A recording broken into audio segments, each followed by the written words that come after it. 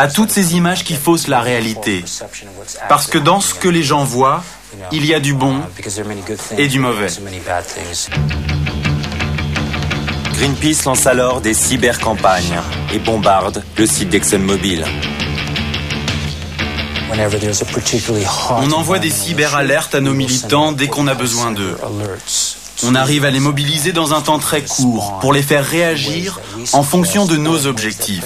Mais parfois aussi, ce sont eux qui nous proposent des plans d'action. Si les politiques et les entreprises nous ignorent, c'est à leurs risques et périls. En 2000, Greenpeace hausse le ton et concentre ses campagnes sur Esso, une filiale d'Exxon. Les happenings médiatiques se multiplient. Et le 25 octobre 2002, Greenpeace prend d'assaut en une seule nuit toutes les stations Esso du Luxembourg.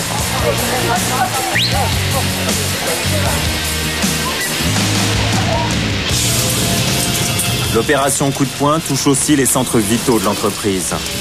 Comme ici, au Havre, où Greenpeace organise le blocus de la plus grande raffinerie du groupe.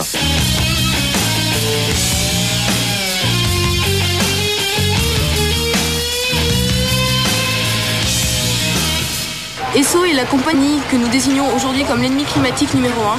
Cette compagnie a tout fait depuis 10 ans, a tout tenté pour saboter les négociations internationales qui visaient à protéger le climat. Laetitia Demaret est chargée du climat à Greenpeace France. Nous sommes à Lorient, en Bretagne. Laetitia Demaret anime un autre volet de la mobilisation contre Esso, les actions de proximité. Ça prend quelques secondes, juste un cliché, c'est vraiment... Aujourd'hui, elle vient inspecter ses troupes. Mais derrière l'ambiance bon enfant, les militants restent vigilants.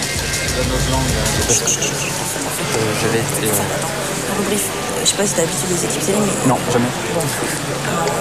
Tu tiens vraiment au message. Ouais. Oui, je sais, oui. On fait le briefing ? Allez, briefing.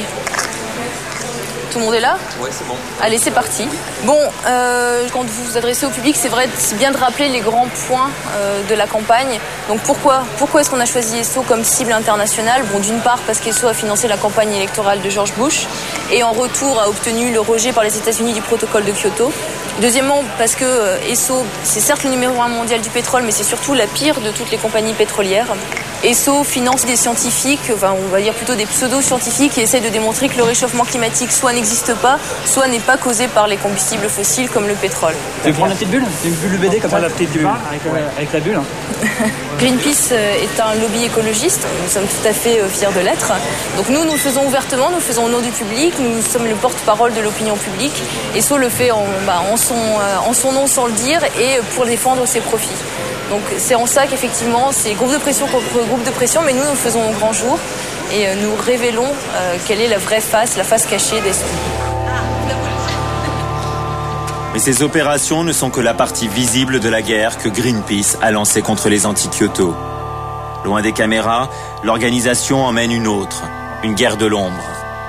Règle de base, attaquer systématiquement toute personne en désaccord avec Greenpeace sur la question climatique. Exemple.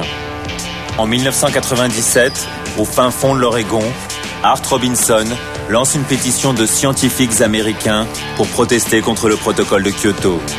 Une pétition qui réunissait des milliers de signatures. Arthur Robinson, chercheur. Avec cette pétition, on a voulu montrer qu'il n'y avait pas un consensus des scientifiques américains sur le réchauffement climatique.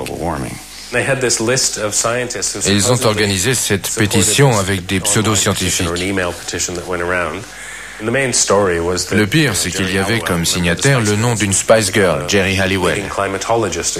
Dans la pétition, elle figurait en tant que climatologue.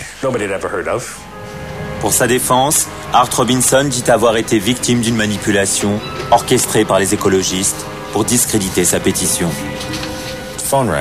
Le téléphone sonne chez moi. À l'époque, ma fille avait 16 ou 17 ans. Un homme appelle et lui dit qu'il veut signer la pétition. C'était inhabituel, mais bon, elle s'est pas méfiée. Ma fille lui propose alors d'envoyer le formulaire par la poste. L'homme lui dit non, je suis pressé, je veux vraiment signer cette pétition vite. Est-ce que je peux vous l'envoyer par fax? Je comprends maintenant pourquoi il était si pressé. Donc on a reçu ça, c'était écrit Jerry Halliwell, spécialiste en macrobiologie. Avec cette adresse à Boston qui existe vraiment, on a vérifié. Et ma fille l'a ajouté aux autres signatures. Elle pouvait pas savoir qui était Jerry Halliwell, la Spice Girl. Sa fille ne savait pas qui était Jerry Halliwell, mais quel âge a sa fille? Je ne connais pas une seule adolescente, surtout à cette époque, qui ne connaissait pas Jerry Halliwell et les Spice Girls. Ou alors elle ne vivait pas sur cette planète. Ma fille n'écoute que de la musique chrétienne. Elle ne connaissait pas cette chanteuse et personne dans la famille n'en a jamais entendu parler. En tout cas, 6 jours après ce coup de fil, l'homme qui a téléphoné a fait irruption au Sénat. Cet homme, en réalité un écologiste, brandit alors devant les sénateurs américains le nom de la Spice Girl inscrit sur la liste.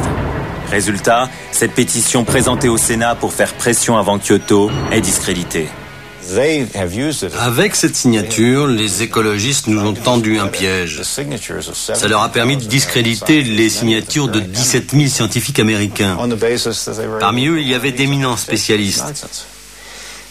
Ça prouve en tout cas que les écologistes ne voulaient pas d'un débat scientifique. Dans cette affaire, qui dit vrai? Les écologistes ont-ils tout manigancé pour discréditer la pétition? Art Robinson ment-il? Mais alors quel intérêt aurait-il eu à inscrire lui-même le nom d'une Spice Girl sur sa liste? Et Robinson n'est pas le seul à mettre les groupes écologistes en cause. Patrick Moore a été un des premiers militants de Greenpeace, créé il y a 30 ans dans cette église baptiste de Vancouver. Il a été longtemps directeur de Greenpeace Canada jusqu'à son départ en 1986. À l'origine, Greenpeace était un mouvement neutre, dont l'action était basée sur la science et la logique. Mais vers le milieu des années 80, juste avant mon départ, on a vu arriver plein de jeunes en treillis, avec le béret rouge. Ils ont commencé à s'investir dans le mouvement. C'était des pro-sandinistes, des néo-marxistes. Greenpeace serait sous contrôle de l'extrême gauche. Très bien. Mais quelle extrême gauche, Patrick? C'est une belle histoire que tu nous racontes. Mais tu as des preuves? Non. Alors retourne te coucher. Des gens de gauche. Oui, évidemment, comparé à l'administration Bush, nous sommes plutôt à gauche. Nous ne sommes pas des chrétiens intégristes qui se baladent tout le temps avec un drapeau américain dans la main. Des activistes politiques ont détourné les mouvements écologistes et les ont utilisés. Et derrière un discours pseudo-écologiste, ils font passer leurs idées anticapitalistes, anti-mondialisation et anti-américaines.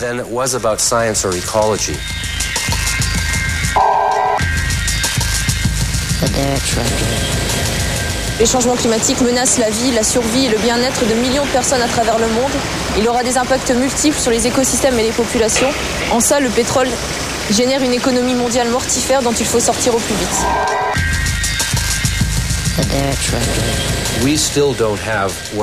On n'a toujours aucune preuve que le réchauffement soit dû à l'activité humaine.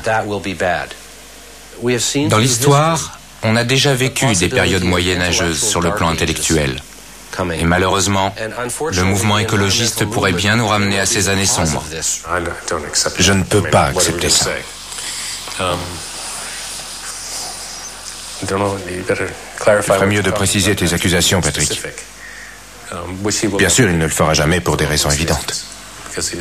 J'aimerais bien que Patrick passe à autre chose maintenant. Ça fait 18 ans qu'il a quitté l'organisation. Tous ceux qui essaient d'apporter un peu de lumière dans le débat sur le climat sont discrédités. C'est vraiment anti-intellectuel et anti-scientifique. Mais malheureusement, il y a beaucoup de gens qui les croient. Parce que c'est ce que les gens ont envie d'entendre. Ça les rassure de penser qu'il y a une vérité. Mais l'environnement, la science et l'écologie sont des choses beaucoup plus complexes. Tandis que cette religion écolo est simpliste. Tout est tout noir ou tout blanc, avec des gentils et des méchants. Moi, je préfère les choses un peu plus compliquées. Rideau sur Kyoto. En l'absence des Américains, l'Europe, le Canada et le Japon ont décidé de relever seuls le défi. Mais reste une question. En auront-ils les moyens ?